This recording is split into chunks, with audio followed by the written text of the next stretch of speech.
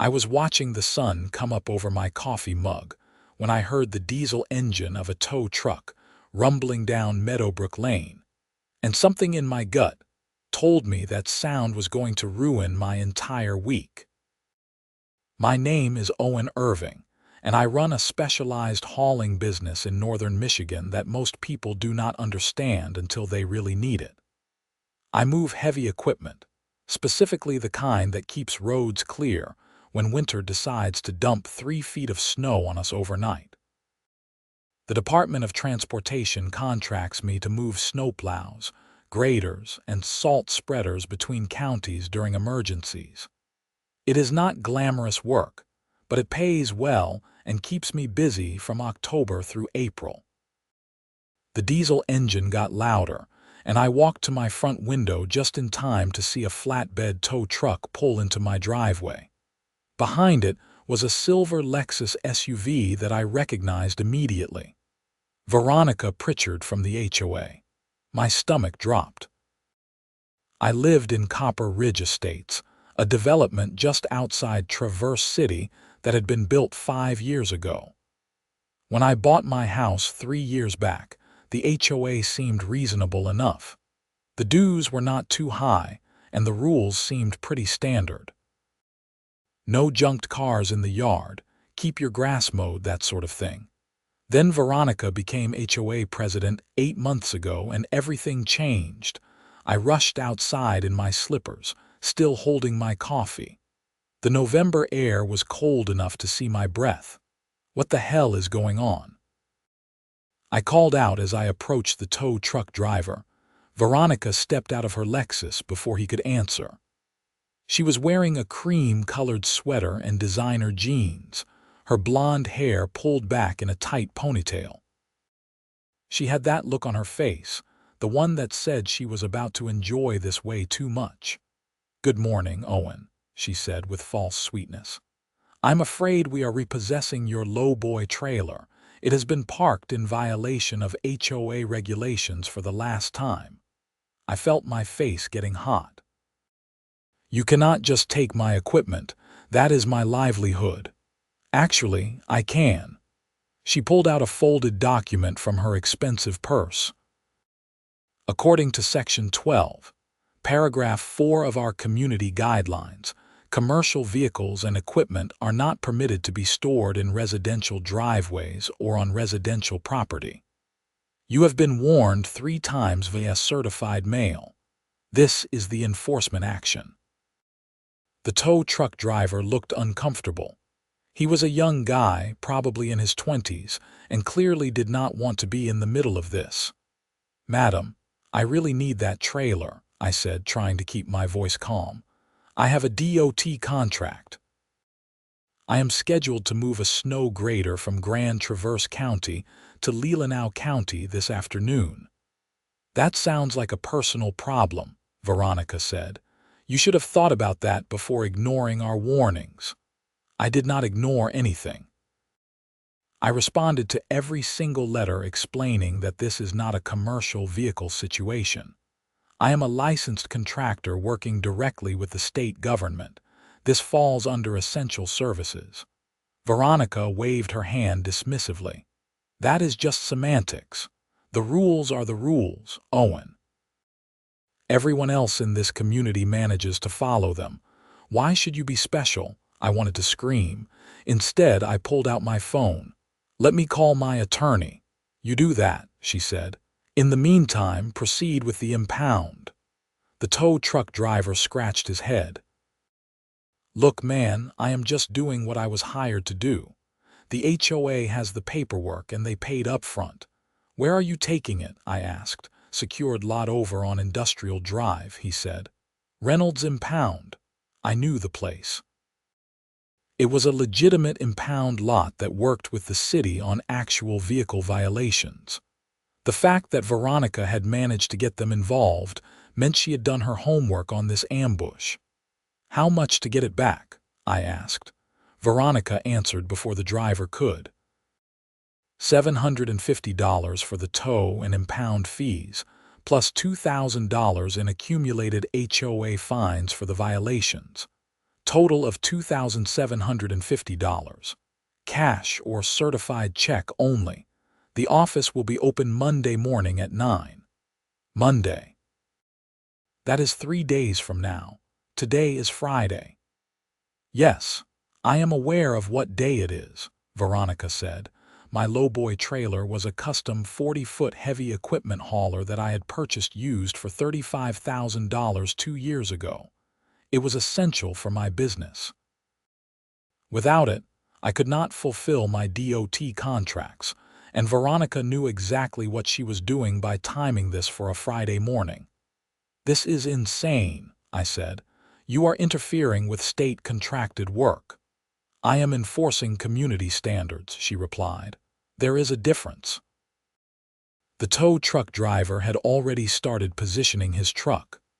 The Lowboy was parked on the concrete pad next to my detached garage, right where I always kept it. It was not blocking anything, not leaking fluids, not an eyesore.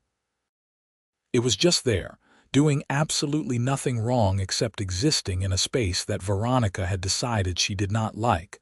I called my attorney, James Caldwell, who I had worked with on business contracts before. He answered on the third ring. Jim, they are taking my Lowboy, the HOA, right now. I explained the situation while Veronica stood there examining her nails and the tow truck driver hooked up my trailer. Jim listened and asked a few questions. Okay, here is the thing, Jim said. They technically can enforce their covenants if you signed off on them when you purchased the property. Did you? I mean, yeah, there was a whole packet of stuff at closing. Then legally they are within their rights, even if it is a terrible idea on their part. However, you can fight this. File an injunction on Monday morning. I will draft the paperwork over the weekend. Meanwhile, can you rent another trailer for your DOT work? Maybe, but that is not the point. This is my equipment that I paid for. I understand, but right now we need to focus on damage control. Make your DOT deadline however you can. Document everything that is happening right now, and we will go after them for damages and legal fees. I took several photos and a video of the tow truck hauling away my Lowboy while Veronica stood in my driveway with her arms crossed, looking satisfied with herself. After the truck drove off with my trailer, she handed me a receipt. See you Monday morning, she said. Assuming you can come up with the money, of course. Why are you doing this? I asked. What did I ever do to you? This is not personal, Owen. It is about maintaining property values and community standards. When people drive through Copper Ridge Estates, they should see a beautiful, uniform neighborhood, not a commercial equipment depot. It is one trailer. Today it is one trailer. Tomorrow someone else wants to park their work truck. Then someone else wants to store construction materials. Before you know it, this place looks like an industrial park. I am preventing that slope from getting any more slippery. That is a ridiculous argument. That is your opinion. The board voted to support this enforcement action 4-1. Who was the one vote against? That is confidential board business, Veronica said, but I already knew. It was probably Marcus Thompson, the only reasonable person left on the HOA board. He had mentioned to me at a neighborhood barbecue over the summer that Veronica was taking things too far. After Veronica drove off, I stood in my driveway feeling completely defeated. Then I remembered my DOT contract and made a phone call. Traverse City DOT Equipment Dispatch. This is Sarah. Hi, Sarah. This is Owen Irving. I have a problem with the county transfer scheduled for this afternoon. I explained the situation, and Sarah was sympathetic but firm. Owen, we need that grader in Leelanau County by end of business today. They are expecting lake effect snow over the weekend and they are down a piece of equipment. Can you make other arrangements? I can try. Let me make some calls. I spent the next 2 hours calling every equipment rental place within 50 miles. Most of them did not have Lowboy trailers available on such short notice, especially not ones rated for the weight I needed to haul. Finally, I got lucky with a place in Cadillac that had one available, but it was going to cost me $1,200 for the day. By the time I hitched up the rental trailer and drove to the Grand Traverse County yard to pick up the snow grader, I was already running late. The equipment manager there, a guy named Dale who I had worked with before, could see I was stressed. "Everything okay?" he asked. "My HOA impounded my regular trailer this morning," Dale whistled. "That is rough, man. HOAs can be brutal. You have no idea." I loaded the grader, secured it properly, and headed north toward Leelanau County. The whole drive I was doing mental math in my head. $1,200 for the rental trailer, $2,750 to get my own trailer back, however much Jim was going to charge me for the legal work, and potentially lost income if I could not get this resolved quickly. Veronica's little power trip was going to cost me somewhere north of $5,000, and that was assuming everything went smoothly from here. The grader delivery went fine. The Leelanau County equipment manager was happy to have his machine, and I was glad to have at least salvaged the contract. On the drive back, I called Jim again. "How bad is this going to get?" I asked. "Honestly, it depends on how stubborn they want to be. The HOA has the right to enforce their covenants, but you also have a legitimate argument that your work qualifies as essential services and should be exempt. Michigan law has some protections for people who do government-contracted work, especially related to emergency services. Snow removal counts as emergency services, right? It can, especially during active weather events. The problem is proving that your specific situation qualifies for an exemption. It is going to come down to how the covenant language is written and whether a judge thinks the HOA is being reasonable. Veronica is not reasonable.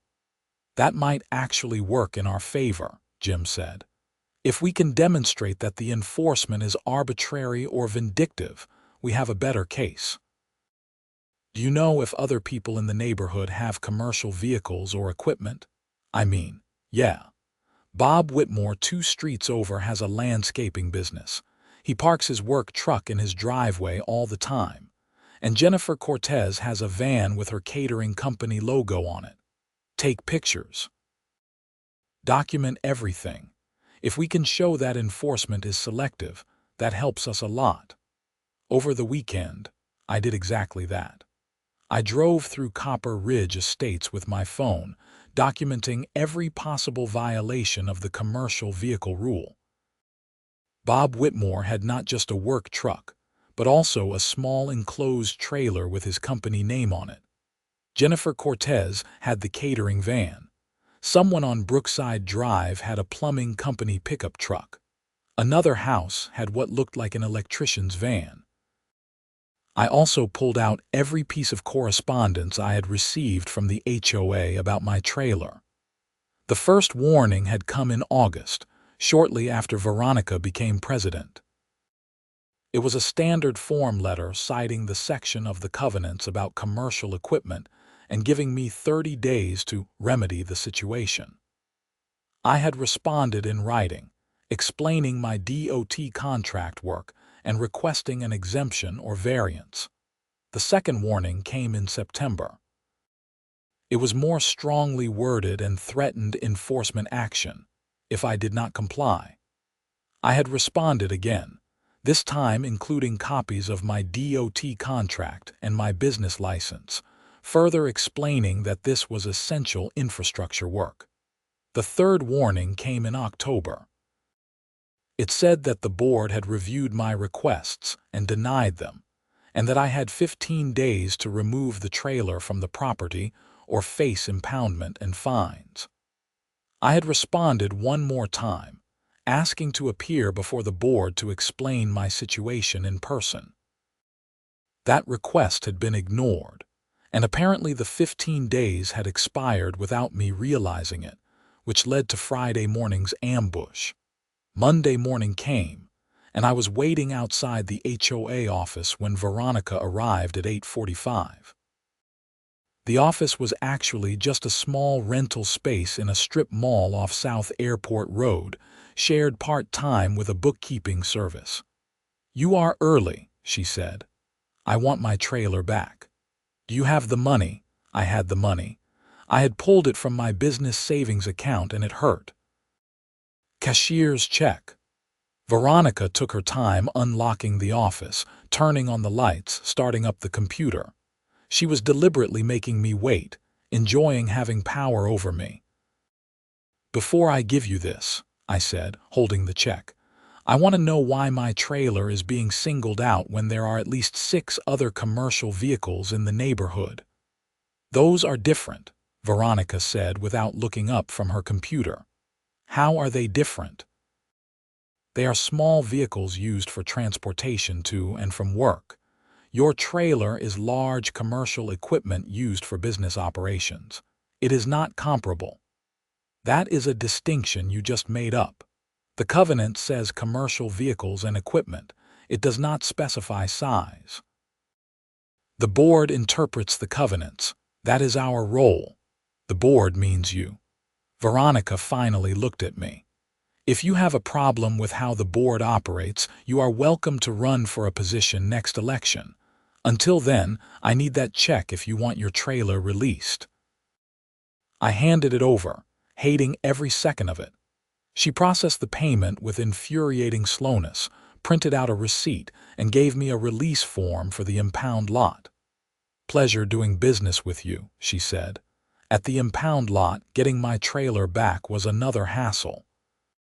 They needed to verify the release, do an inspection, process more paperwork. By the time I finally hitched my Lowboy back to my truck, it was almost noon. I had lost half a day of potential work, plus all that money, plus the stress of the whole situation. Jim called me that afternoon. "I have been reviewing your HOA covenants. I think we have a case, but it is going to require filing a lawsuit. Are you prepared for that? How much is it going to cost? I can do it for a reduced rate since we have worked together before." "Probably around $5,000 in legal fees, maybe more if this drags out. There is also the possibility that if we win, the HOA has to pay our legal costs. But there is also the possibility that we lose and you are out the money." I thought about it. $5,000 to maybe get back $2,750 that I had already paid, plus whatever damages I could prove. It was not great math. "What if I just move the trailer somewhere else?" I asked. "You could do that. Rent a storage space for it." But then Veronica wins and the precedent is set. Plus, you paid for a house with property specifically so you would have space for your equipment. You should not have to pay additional money every month because your HOA president has a power complex. Let me think about it. That evening I got a knock on my door. It was Marcus Thompson from the HOA board. "Owen, you got a minute?" he asked. "Sure, come in." Marcus was in his late 50s, a retired automotive engineer who had moved to Traverse City for the outdoor lifestyle. He was a reasonable guy who genuinely cared about the neighborhood without being tyrannical about it. "I wanted to apologize for what happened on Friday," he said. "I voted against the impound action. I thought it was excessive and vindictive. I appreciate that." "Veronica is out of control," Marcus continued. "She has turned the HOA into her personal fiefdom. I am not the only one on the board who feels that way, but she has a majority vote on most issues. Paula Jennings and Rick Sloan basically rubber stamp whatever Veronica wants. Thomas Chen sometimes pushes back, but not often enough." "Why does she have it out for me specifically?" Marcus sighed. "Honestly, I think you were just an easy target. You work weird hours. You are not super social at neighborhood events and you have visible equipment." She wanted to make an example out of someone to show that she is serious about enforcement. You fit the bill. That is insane. I know. Look, I am thinking about resigning from the board. I do not want to be part of this anymore. But before I do, I wanted to let you know that there is a recall procedure in the covenants. If you can get 20% of the homeowners to sign a petition, you can force a special election to remove board members. 20%. How many houses are in this development? 132. So you would need at least 27 signatures. That seemed like a lot, but maybe not impossible. Have you ever seen a recall succeed? Not in this neighborhood, but I have heard of it happening in other HOAs. It takes work, though. You would need to go door to door, explain what is happening, convince people to take action. A lot of homeowners do not want to get involved in HOA drama. After Marcus left, I sat with the idea of a recall campaign. It would be time-consuming and potentially contentious. But the alternative was either paying to store my trailer off property or living under the constant threat of Veronica's enforcement actions. I decided to start small.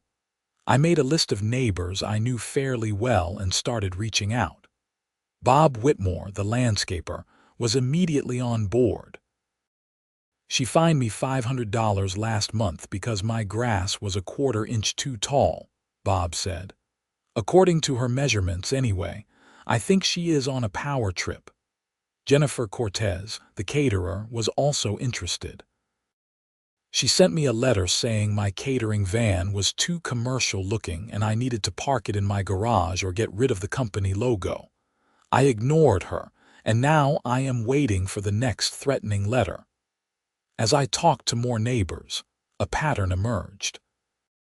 Veronica had been systematically targeting people with minor violations, racking up fines, and creating an atmosphere of fear and resentment.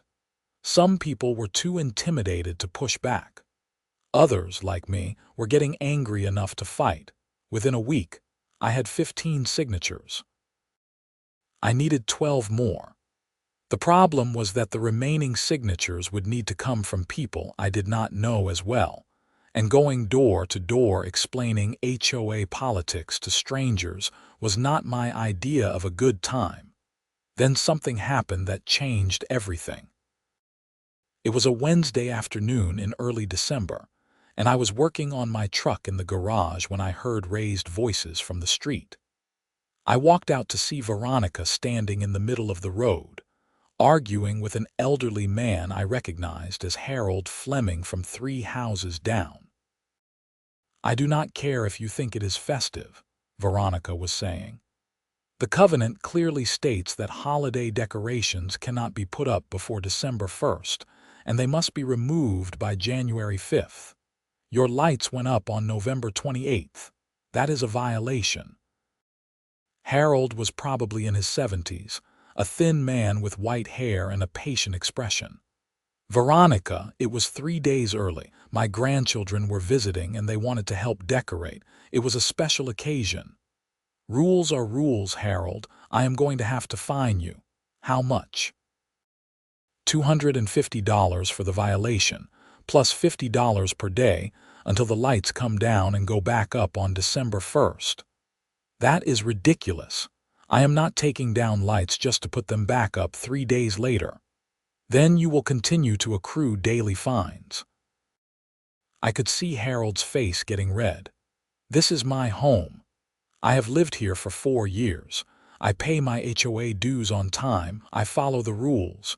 You are being completely unreasonable about something that does not matter. It does matter, Veronica said.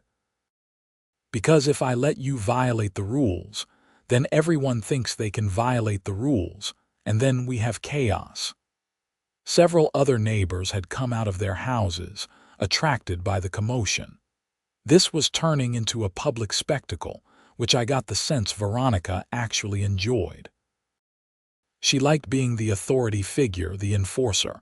Harold stood there for a moment, then said quietly, I am not paying your fines, Veronica. Do whatever you think you need to do. He turned and walked back to his house. Veronica called after him. "That is accruing interest, Harold. Every day you do not pay, it goes up." After she left, I walked over to Harold's house and knocked on the door. His wife, Betty, answered. "I am sorry about that," I said. "Veronica is out of control." "Come in, dear," Betty said. She led me to the kitchen where Harold was sitting at the table, looking defeated. "I am working on getting signatures for a recall petition," I told them. "Would you be willing to sign?" "Absolutely," Harold said. "Where do I sign?" That evening, word spread through the neighborhood about Harold's confrontation with Veronica. My phone started ringing with neighbors who had heard about the recall petition and wanted to add their names. By the end of the night, I had 30 signatures, more than the required 27. The next morning, I went to the HOA office to submit the petition. Veronica was not there, which was probably for the best. Instead, I found Thomas Chen, another board member who worked part-time in the office. "What is this?" Thomas asked, looking at the petition. "Recall petition for Veronica Pritchard. I have 30 signatures, which is more than the required 20%. Thomas examined the petition carefully. "This looks legitimate. According to the covenants, I am required to forward this to the full board, and we have to hold a special election within 45 days. What happens in the meantime?" "Veronica stays in her position until the election. If the recall succeeds, she is removed and we hold a new election for her replacement. And if it fails, then she stays on for the remainder of her term, which is another year and a half." I left the office feeling hopeful but anxious. A recall election meant campaigning, which meant convincing even more neighbors that Veronica needed to go. It also meant that Veronica would know I was behind this, which could lead to retaliation. Sure enough, 3 days later I got a certified letter from the HOA. This one cited a new violation. My truck was allegedly parked too close to the street and was creating a sight line obstruction for drivers. The fine was $500. I measured the distance from my truck to the street. I was well within the allowed parking space on my own driveway. The sight line obstruction claim was completely fabricated. I took photos and videos documenting the truck's position and the clear sight lines in both directions. Jim was not surprised when I called him. "This is retaliation for the recall petition. Document everything. We can use this to show a pattern of harassment." The special election was scheduled for January 15th, about 6 weeks away. In the meantime, the neighborhood became a battleground. Veronica's supporters, a smaller but vocal group, started circulating their own materials defending her leadership and painting the recall effort as a bunch of malcontents who wanted to turn the neighborhood into a dump. My supporters, a larger and more diverse group, focused on specific examples of Veronica's overreach and the need for more reasonable leadership. We held a couple of informal neighborhood meetings where people could voice their concerns and ask questions about the recall process. During this time, I had another DOT contract, this one to move a large snow blower from Antrim County down to Kalkaska County. The weather forecast was calling for a major winter storm, and the DOT needed equipment positioned before it hit. I loaded the snow blower onto my Lowboy early on a Tuesday morning in mid-December. The machine was massive, one of the big rotary blowers that could chew through snow drifts 6 feet high. It took careful work to secure it properly on the trailer. I was about to leave when Veronica pulled up in her Lexus. She got out and walked over with her phone up, taking pictures. "What are you doing?" I asked. "Documenting your continued violations," she said. "That equipment is not permitted on residential property." "I am loading it for a state-contracted job. I am leaving in 5 minutes." The covenant does not have an exception for loading and unloading. The equipment is on your property right now, which is a violation. I stared at her in disbelief. You cannot be serious. I am completely serious. This will be another $500 fine. You know what, Veronica? Send me all the fines you want. I will see you in court. I look forward to it, she said, and got back in her Lexus. The drive to Antrim County was tense. I was so angry at Veronica that I had trouble focusing on the road. The weather was already starting to deteriorate, with light snow falling and the wind picking up.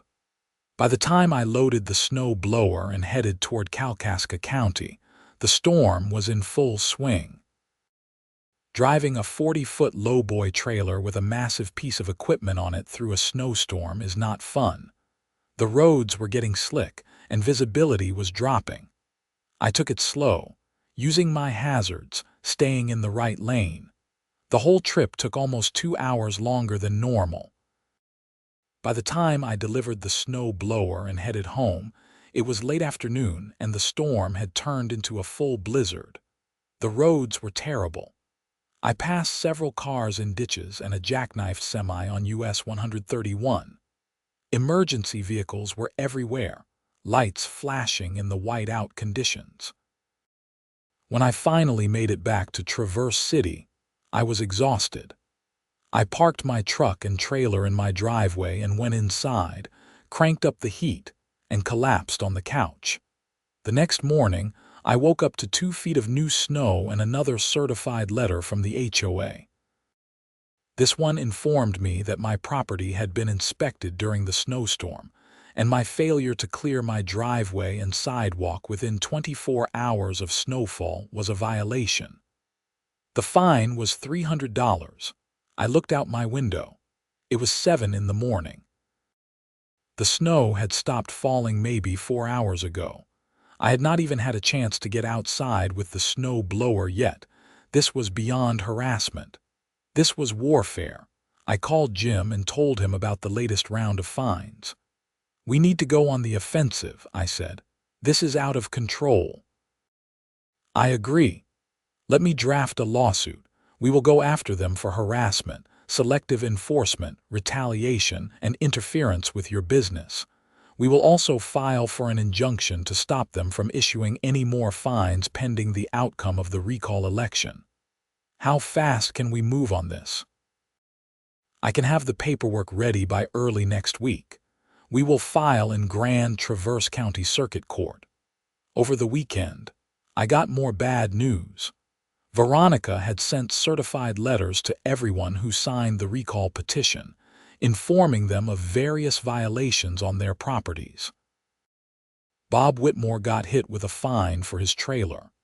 Jennifer Cortez got hit with a fine for her catering van. Harold and Betty Fleming got hit with increased fines for their Christmas lights. Everyone was getting targeted. This backfired on Veronica spectacularly. Instead of intimidating people into withdrawing their support for the recall, it made everyone even more determined to remove her from power. Several neighbors who had been on the fence about the whole situation now actively joined our cause. On Monday, Jim filed the lawsuit. The named defendants were Veronica Pritchard individually, and the Copper Ridge Estates Homeowners Association as an entity. We were seeking damages for the impound costs, the rental trailer costs, the harassment fines, legal fees, and punitive damages for what we argued was intentional interference with my business. We also filed for a temporary restraining order to prevent the HOA from issuing any new fines or taking any enforcement actions against me pending the outcome of the lawsuit. The lawsuit made the local news. A reporter from the Traverse City Record-Eagle called me for an interview, and I explained the whole situation. The story ran with the headline, "Local Businessman Sues HOA Over Equipment Seizure, Claims Retaliation."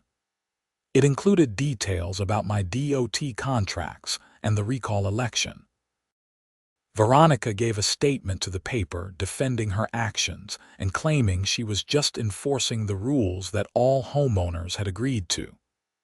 But the comments section on the online version of the article was overwhelmingly on my side. People shared their own HOA horror stories, and several commenters pointed out that interfering with essential government services during winter was particularly egregious. The temporary restraining order hearing was scheduled for 2 days before Christmas. Jim and I sat at the plaintiff's table in the Grand Traverse County Courthouse, while Veronica and the HOA's attorney, a sharp-looking woman named Patricia Moore, sat at the defense table. Judge Raymond Foster presided. He was in his 60s with gray hair and a no-nonsense demeanor. After reviewing the filings from both sides, he asked Jim to make our case. Jim laid out the timeline of events, the selective enforcement, the pattern of retaliation after the recall petition, and the interference with my DOT contracts. He submitted all the documentation I had gathered, including the photos of other commercial vehicles in the neighborhood, the correspondence with the HOA, and the receipts for the impound and rental costs. "Your Honor," Jim said, "this is a clear case of an HOA president abusing her authority to target a homeowner who dared to challenge her. Mr. Irving performs essential services under contract with the Michigan Department of Transportation. His work keeps roads safe during winter storms. The HOA's actions have not only cost him thousands of dollars, but have also threatened his ability to fulfill critical government contracts during emergency weather conditions." Patricia Moore argued that the HOA was simply enforcing its covenants, which all homeowners had agreed to when purchasing their properties. She claimed there was no selective enforcement, that the other vehicles I had documented were different types of violations, and that the timing of the fines was coincidental rather than retaliatory. Judge Foster was not buying it. "Miss Moore, I have reviewed the evidence, and I have to say, the pattern here is concerning. Your client impounded Mr. Irving's trailer on a Friday morning, knowing he had a state contract that afternoon. She has issued multiple fines in rapid succession after the recall petition was filed. She cited him for a violation while he was actively loading equipment for emergency snow removal work. This does not look like good faith enforcement of community standards. This looks like harassment. Your Honor, Mrs. Pritchard takes her duties seriously. I am sure she does. Perhaps too seriously. Here is what I am going to do. I am granting the temporary restraining order. The HOA is prohibited from issuing any new fines or taking any enforcement actions against Mr. Irving or any of the recall petition signatories until this matter is fully resolved.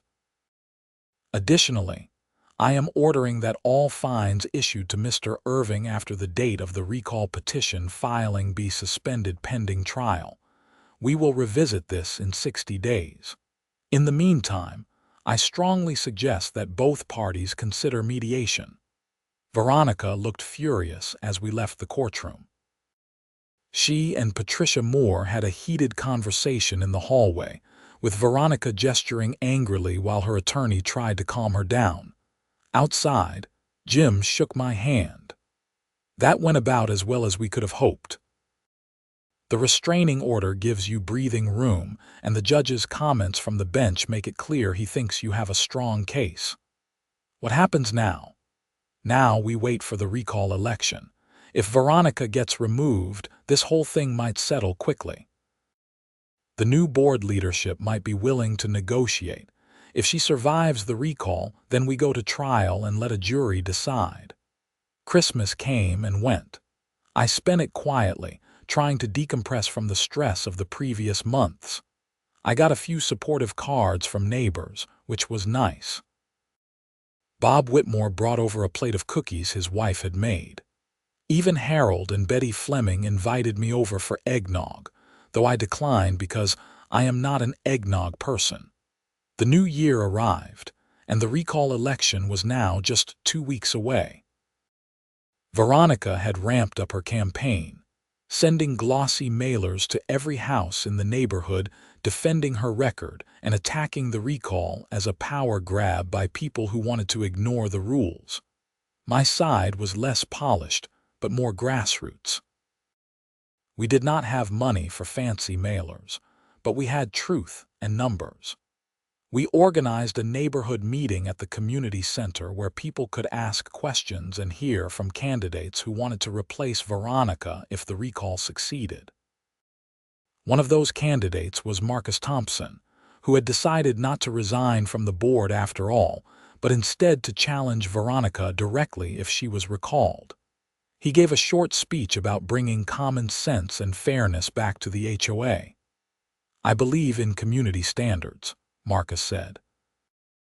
"I believe in keeping our neighborhood clean and attractive, but I also believe in treating people with respect and dignity.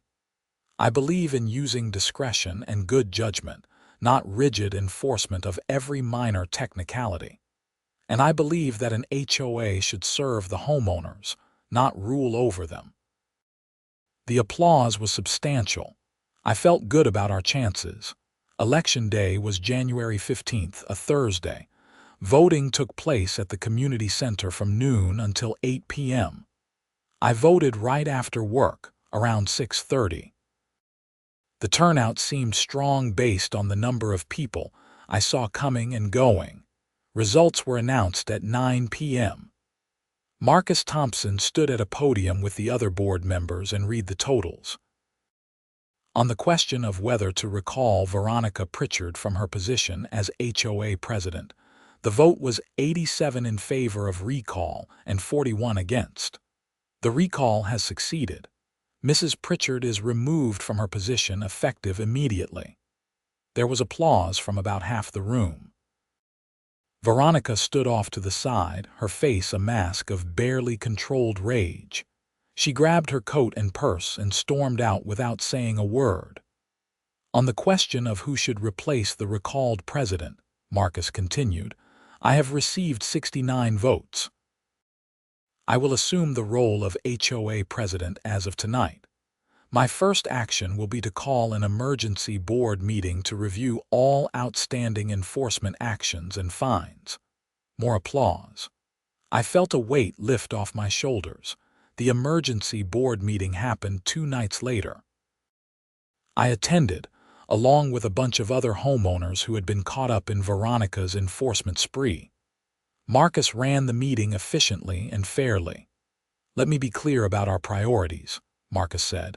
"We are going to review every fine that was issued in the last 6 months. If the fine was legitimate and proportionate, it stands. If it was petty, excessive, or retaliatory, we are going to reverse it. Our goal is fairness, not revenue generation." One by one, the cases were reviewed. Harold Fleming's Christmas light fine was reversed. Bob Whitmore's grass height fine was reversed. Jennifer Cortez's catering van fine was reversed. My various fines related to the trailer, the sight line obstruction, and the snow removal were all reversed. The board also voted to update the covenant language around commercial vehicles to be more specific and reasonable. Work trucks and vans used primarily for commuting would be allowed. Large commercial equipment like my trailer would be allowed as long as it was not creating an actual nuisance or hazard. The arbitrary enforcement was over. After the meeting, Marcus pulled me aside. "I want to apologize again for what you went through. Veronica was wrong and the board should have pushed back harder. I appreciate that. What happens to her now? Is she still a homeowner here? As far as I know, yes. She owns her house. She just does not have any power in the HOA anymore. I imagine it is going to be awkward for her at neighborhood events, but that is her problem to deal with." The next week, Jim called with news about the lawsuit. The HOA's attorney reached out. They want to settle. They are offering to reimburse you for all your documented costs, plus $10,000 in damages and legal fees. Total payout would be around $18,000. I did the math in my head. The impound and rental costs were about $4,000. Jim's fees were around $5,000 so far. That left about $9,000 as actual damages payment. It was not life-changing money, but it was fair. What do you think? I asked. I think it is a reasonable offer. We could go to trial and maybe win more, but there is also the risk and the time investment. This gets you made whole plus some extra for the hassle, and you can move on with your life. Let's take it.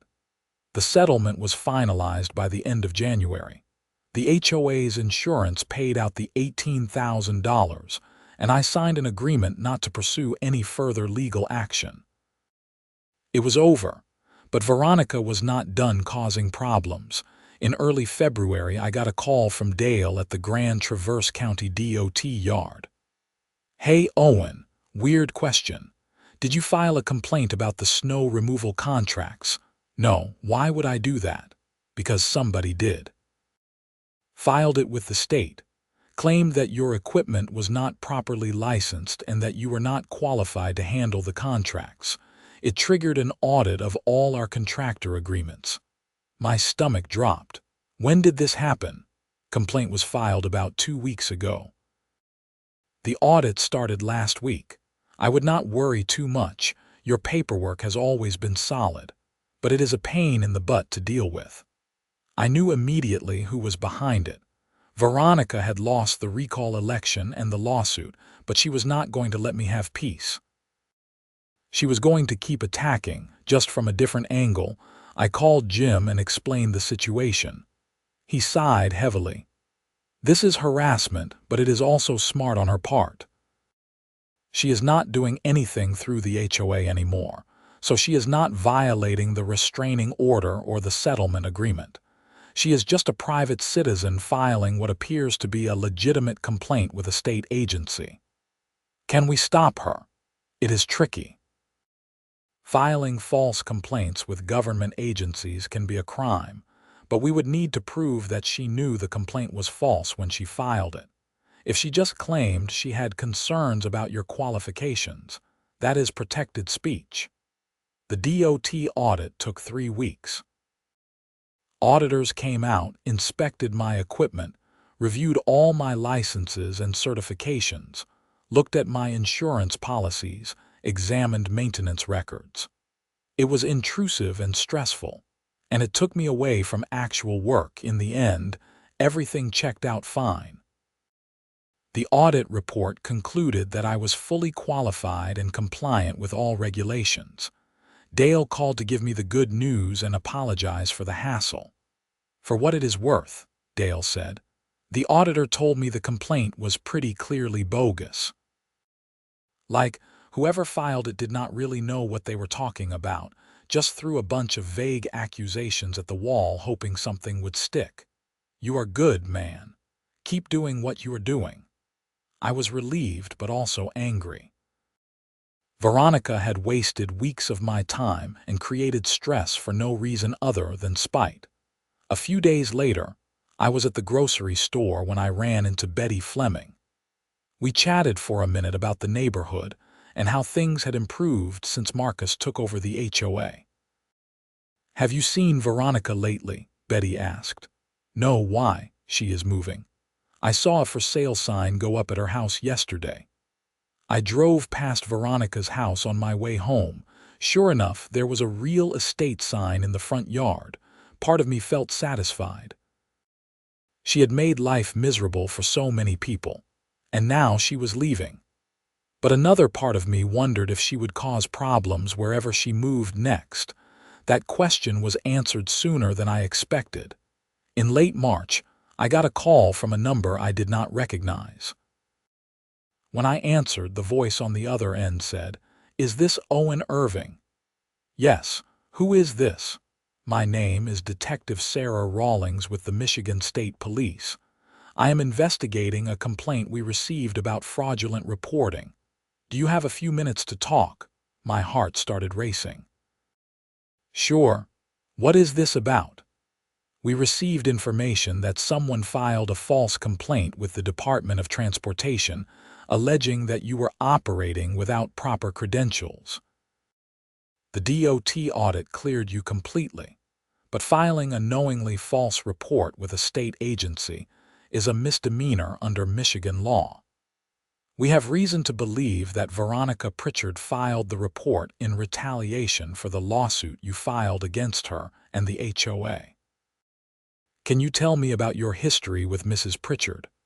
I spent the next hour on the phone with Detective Rawlings, walking through the entire timeline of events.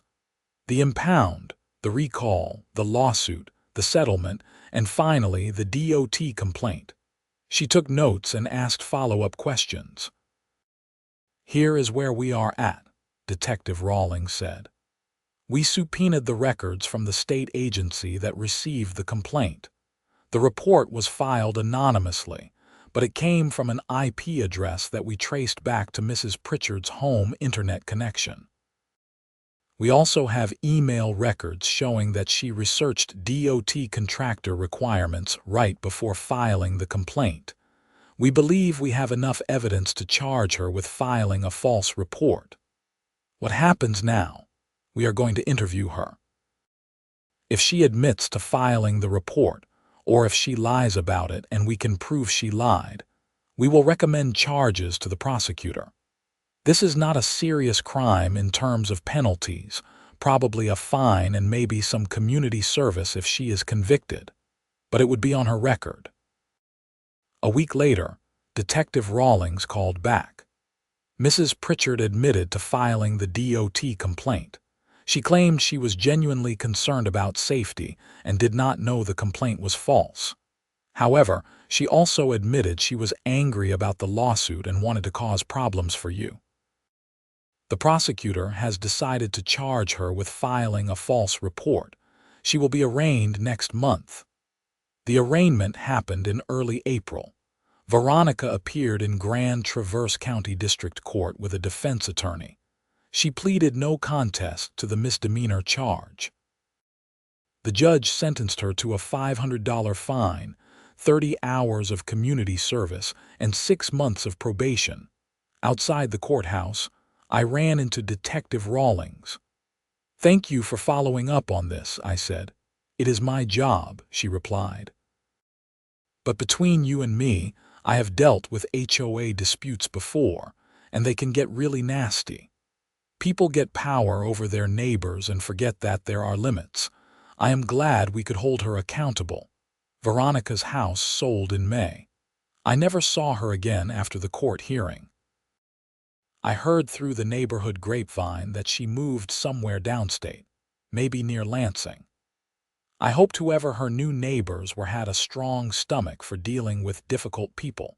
Life in Copper Ridge Estates improved dramatically under Marcus's leadership. The HOA focused on the basics like maintaining common areas, organizing neighborhood events, and handling legitimate issues without being tyrannical. Fines were rare and proportionate. People actually started enjoying living there again. My business continued to do well. The DOT contracts kept coming, especially during the winter months when Michigan's weather reminded everyone why infrastructure matters. I never had another problem with the HOA about my trailer or equipment. In June, the neighborhood held a summer barbecue at the community center. It was a beautiful Saturday afternoon, and almost everyone came out. There were grills going, kids running around, people playing cornhole and volleyball. Bob Whitmore brought his whole landscaping crew to help set up. Jennifer Cortez catered the event at cost. Marcus gave a short speech thanking everyone for their patience during the previous year's difficulties and expressing his hope that the neighborhood could move forward together. People applauded, and then we all went back to eating burgers and enjoying the weather. I was standing near the grill talking to Harold Fleming when Marcus came over. "Owen, I just want to say thank you," Marcus said. If you had not pushed back against Veronica, if you had not started that recall petition, we would probably still be dealing with her nonsense. You did the whole neighborhood a favor. I was just trying to protect my business, I said. Maybe, but you ended up protecting all of us. That took courage. Later that evening, as I was driving home with the windows down and the summer air blowing through the truck, I thought about everything that had happened. The impound, the lawsuit, the recall, the criminal charges. It had been exhausting and expensive and stressful, but it had also been necessary. Veronica had abused her power, and she had paid the price. Not a huge price, maybe not even an adequate price considering the harm she caused, but enough to make a point. Enough to show that there are limits to what people can do to their neighbors, even when they have authority. I pulled into my driveway and parked next to my Lowboy trailer, sitting right there on the concrete pad where it belonged. No threatening letters, no fines, no tow trucks. Just my equipment on my property, ready for the next job. The July evening was warm and quiet. Somewhere down the street, kids were laughing. A dog barked. Someone was mowing their lawn, the smell of cut grass drifting through the air. Normal neighborhood sounds, the kind you do not appreciate until someone tries to take them away. I went inside, grabbed a beer from the fridge and sat on my back deck. The sun was setting over the trees, painting the sky orange and pink. In a few months, winter would come back and I would be moving snow equipment again. The cycle would continue. But for now, in this moment, everything was good. The fight was over. The bad guy had lost. Justice, imperfect and delayed as it often is, had eventually shown up. I raised my beer toward the sunset in a silent toast, to standing up for yourself, to neighbors who have your back, to getting your equipment out of impound and watching your HOA president get criminally charged for being vindictive, to winning. The next few months passed peacefully. Summer turned to fall, and fall brought the first hints of winter. By October, I was back to my regular routine of DOT contracts and equipment moves. The work was steady and satisfying in its own way. One morning in November, almost exactly a year after Veronica had impounded my trailer, I got a call from an unfamiliar number with a Detroit area code. "This is Owen," I answered. "Mr. Irving, my name is Kevin Walsh. I am an attorney representing a class action lawsuit against Veronica Pritchard. I understand you had legal disputes with Mrs. Pritchard when she was HOA president in your neighborhood?" "That is correct. We are gathering plaintiffs for a lawsuit against Mrs. Pritchard related to her conduct at her new residence. She apparently joined the HOA board of her new community and has been engaging in similar patterns of harassment and abuse of authority. Several homeowners are suing her personally, and we are looking for people who can testify about her prior conduct to establish a pattern of behavior." I almost laughed. Of course, Veronica had not learned her lesson. Of course, she had immediately inserted herself into another HOA and started the same garbage all over again. "What do you need from me?" I asked. "Just a deposition, probably. You would testify about what happened in Traverse City, the impound, the retaliation, the criminal charges. It helps our clients show that this was not a one-time thing, that Mrs. Pritchard has a history of this behavior." Happy to help. I gave my deposition in January, sitting in Kevin Walsh's office in Detroit and walking through the whole story again for a court reporter. It was therapeutic in a way, telling the story from start to finish with the benefit of distance and perspective. The lawsuit against Veronica in her new community was still ongoing last I heard. Apparently, she had made the mistake of targeting a lawyer who had both the resources and the determination to fight back hard. Good for him. Meanwhile, back in Copper Ridge Estates, life continued to improve. Marcus ran the HOA with competence and fairness for another year before deciding to step down and let someone else take a turn. A woman named Lisa Martinez, a retired teacher, took over as president and continued the sensible leadership style. My business grew. I added a second truck and hired a part-time driver to help with the increased workload. The DOT contracts expanded to include not just Grand Traverse County, but also several neighboring counties. I was doing well, the kind of well that comes from hard work and persistence. One afternoon in early spring, about 18 months after the whole ordeal started, I was at the DOT yard picking up a salt spreader when Dale called me over to his office. "Got something for you," he said, handing me an envelope. Inside was a letter from the Michigan Department of Transportation commending me for exceptional service and reliability in supporting critical winter road maintenance operations. It was signed by the regional director and came with a small bonus payment. "You earned it," Dale said. "You are one of the most reliable contractors we have. Rain, snow, middle-of-the-night calls, you always come through." I shook his hand, feeling proud. This was what I had been fighting for all along. Not just the right to park my trailer in my driveway, but the ability to do good work without arbitrary interference. The freedom to run my business with integrity and serve the public. As I drove home that day with the commendation letter on the passenger seat, I thought about how close I had come to giving up. How easy it would have been to just move the trailer to a storage lot, pay Veronica's fines, and avoid the whole fight. How tempting it had been to take the path of least resistance. But I had not done that. I had stood up, pushed back, and fought for what was right. And in the end, I had won, not just for me, but for Bob Whitmore and his landscaping trailer. For Jennifer Cortez and her catering van. For Harold and Betty Fleming and their Christmas lights. For everyone in the neighborhood who had been living in fear of arbitrary enforcement and petty tyranny. The fight had been worth it. I pulled into my driveway and looked at my Lowboy trailer, still sitting exactly where it belonged. The early spring sun reflected off its metal surface. It was just a piece of equipment, nothing special to most people. But to me, it represented something more. Independence, perseverance, the right to use your own property for lawful purposes without harassment. That evening, the neighborhood Facebook group posted photos from the latest community cleanup day. Dozens of residents had turned out to spruce up the common areas, plant flowers, and generally make Copper Ridge estates look nice.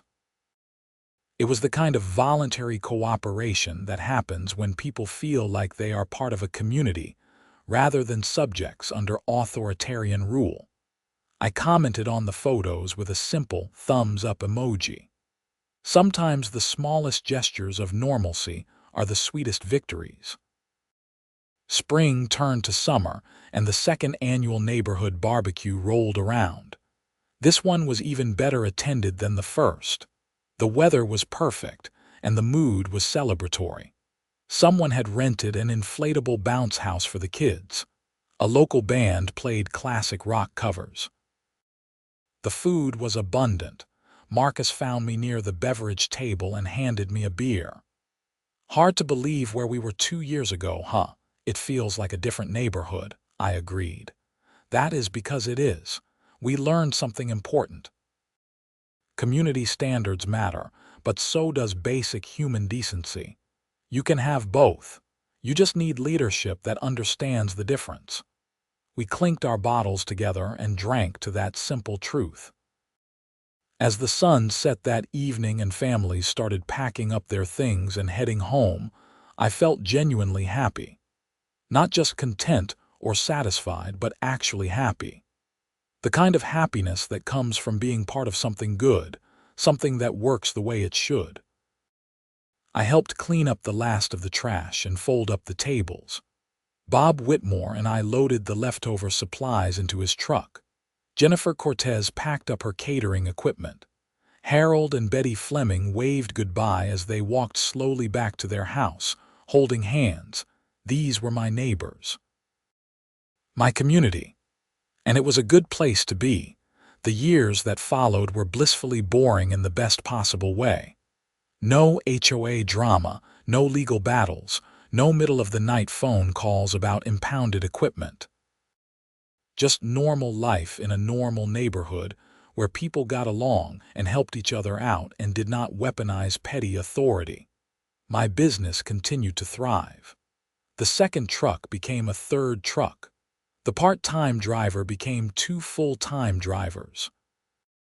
We expanded beyond just snow equipment to handle other types of heavy machinery transport. I bought a small warehouse on the outskirts of town to store equipment and park the trucks. But I kept my house in Copper Ridge Estates, and I kept my Lowboy trailer in my driveway. Not because I needed to anymore, but because I could. Because it was my property and my right, and no one could take that away from me again. Sometimes, late at night when I could not sleep, I would think about Veronica and wonder if she ever understood what she had done wrong. If she ever reflected on the harm she caused and felt remorse. Or if she just moved from place to place, community to community, forever convinced that she was the righteous enforcer and everyone else was the problem. I hoped for her sake that she figured it out eventually. But I did not lose sleep over it. She was gone, her power was gone, and the damage she caused had been repaired. That was enough.